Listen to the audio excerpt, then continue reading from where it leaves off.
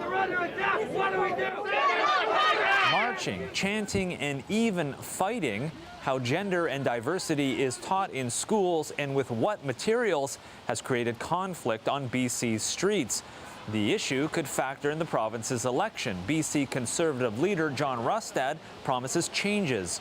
SOGI itself has become too divisive. It's become very problematic. Many parents want to see it go. So we need to remove that and make sure that parents have their rights to understand and engage with their kids in schools.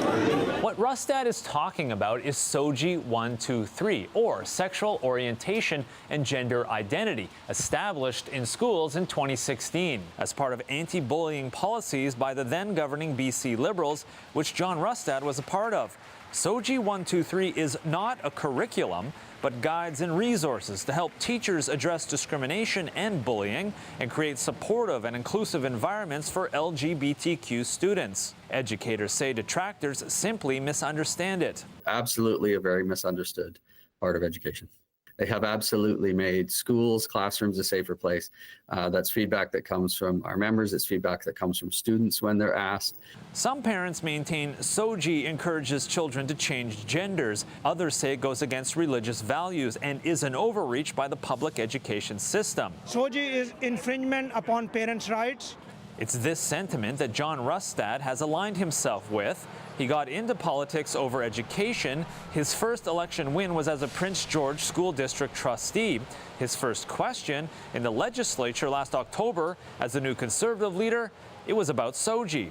Parents are concerned about the sexualization of their children in this NDP government's education system. Will the minister admit that SOGI 123 has been divisive, an assault on parents' rights, and a distraction on student education?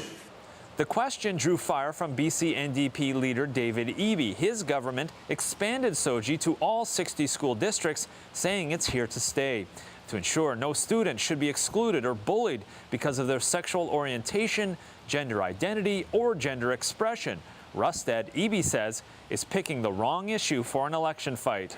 It is outrageous that he would stand here and do this. He sees political advantage in picking on kids and families and teachers and schools who are just trying to do their best for kids who are at risk of suicide, Honourable Chair. Shame on him. Choose another question. John Rustad argues BC classrooms are politically biased and insists changes are needed for schools to be places of learning, not for activism and indoctrination. Kids must be taught how to think, not what to think, he says. It's also not just about SOGI, but books and libraries, alleging some are pornographic and inappropriate. Even though educators say they are not, police in Chilliwack agreed after investigating a complaint about a book at a school potentially containing child pornography.